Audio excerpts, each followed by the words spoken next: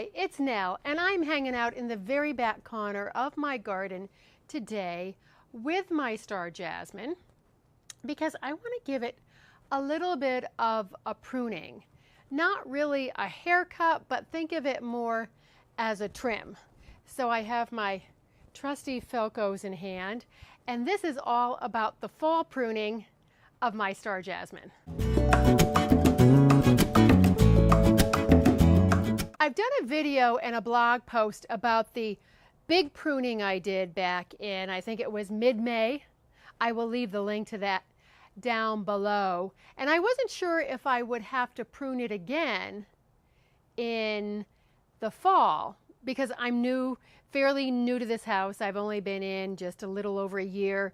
I pruned this Star Jasmine for the first time back in May, so I wasn't sure how it was going to grow in, what it was going to do, but it turns out that I need to.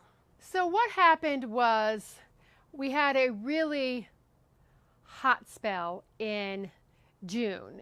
I believe it was the hottest June in like 120 years, and this gets a lot more sun all day long for like about 2.5 months, June into August, and it would have burned even if I didn't prune it because marginal plants like Photinia, boxwood, nandina, I say marginal for the heat here in the desert, all burned also. It was just a really hot spell. I can't really say because I was in San Diego for like 3 weeks, so I missed it. But I know that the Phoenix airport was closed for, I believe, a couple days. It was that hot. So this plant burned, but it has recovered fairly well. And yes, when I came back, even the prickly pear cactus were looking a little dehydrated. So it was hard on all the plants. But I gave it a few deep waterings for about 3 weeks in a row. It's on drip, but I gave it a little supplemental water. But I just wanted to let you know, don't give up on a plant just because it looks burned or it has cold damage up above, because down below the roots might be just fine. So I just let it be. It came back fairly well and it has recovered. So here's a closer look here. You can see some tendrils are on the ground, going off to the side, really going off to the side over here. And I don't want to prune it into a chimney. I just want to keep it down at the level of the roof line and take it in a bit on the sides. And it is filling in a little bit more in the middle. Not entirely, but it's got some. I don't mind the ethereal look, but I just want it to have a little more oomph to it. And not so much, I'm reaching up to the sky. It's cooled a bit. I think we're right around 89 or 92 days, so it's not going to be too rough on the plant to prune it. And I don't want to prune it too much later than this because this one, if I'm remembering correctly, it came into flower in March. So you don't want to prune it too late because it'll mess up the flowering. So what I'm basically going to do is I'm going to start by taking out the tendrils at the bottom. That's what those binding stems are called. This is a twining vine. As you can see, it's kind of going all over the place. And then I'm going to take out, I'm going to take it in a bit on the sides and then at the top also. And of course, I will remove that dead that you see there in the middle and toward the top. Okay, it's a little bit of a hard corner to get into. Ow, especially in bare feet. I should have shoes on. So I'm just going to start by taking these back, and as I said, I don't want a really rigid form to it. Sort of free formish, gonna go around and get those. I think there was one back here. Yes. And how you prune it is how you find it pleasing.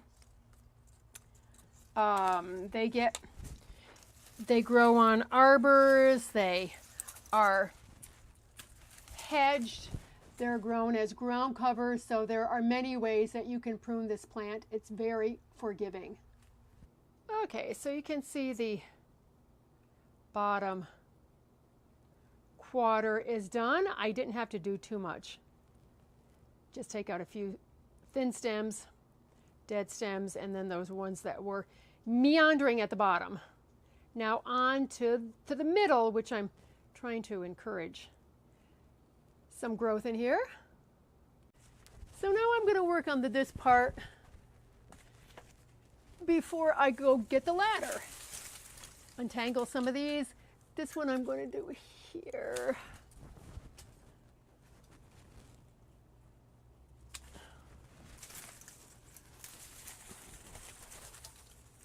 This one's a little thin coming down off of here, so I'm going to cut that there.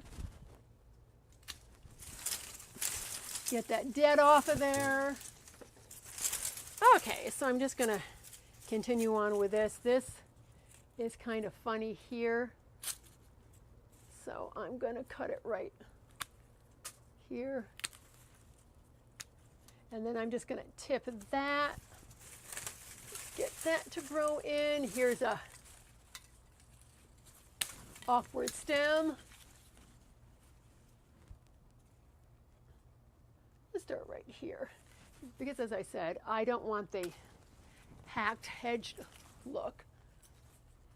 That's fine. Just do a little bit here.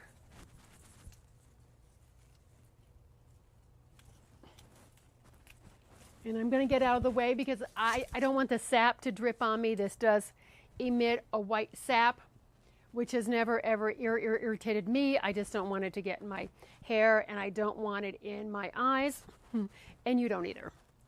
So the middle part is done, as much as I can reach without getting the ladder. So for this,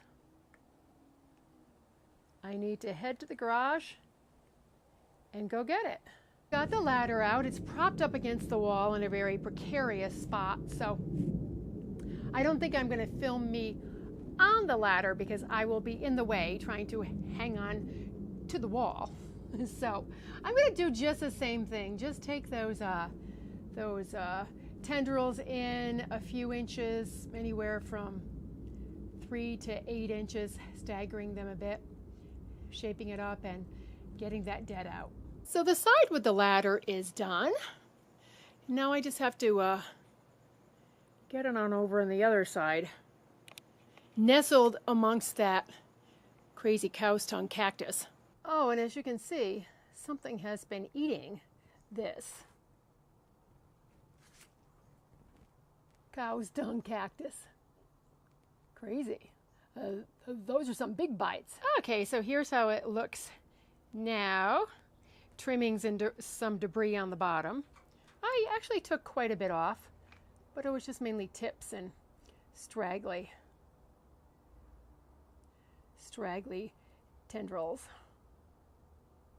There we go, and it's just below the roof line. It still has a little bit of play on either side, but not crazy like it was.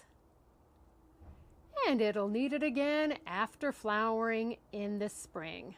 So my Star Jasmine was badly burned. Actually, it lost a lot of foliage, and the foliage that remained was all white where it was burned. But as you can see, now it's come back, and with a little pruning, it's looking pretty good. My Falcos got pretty sticky dirty after pruning that Star Jasmine with the sap. So I'm going to give them a quick cleaning now, so they'll be all set to go for my next pruning project. And I'm not going to sharpen them because I just sharpened them a couple weeks ago, and they're fine. But I will leave a link to the post, which has a video in it also about cleaning and sharpening your pruners. Okay, so I'm sure I'm looking absolutely divine from clinging on the ladder on this little slope here and having my head in the vine, but it's done. So I hope you have found it to be helpful. And as always, there is a blog post to go along with this video. The link along with the Star Jasmine Care and Star Jasmine Pruning will be down below. I thank you for all your likes and your subscribes. I really appreciate them. I have a lot more videos coming your way, so to be sure to come back for those. And now let's get out in the garden, our gardens, any gardens, and make our worlds a more beautiful place. I thank you so much for watching, and I will catch you in the next video. Bye.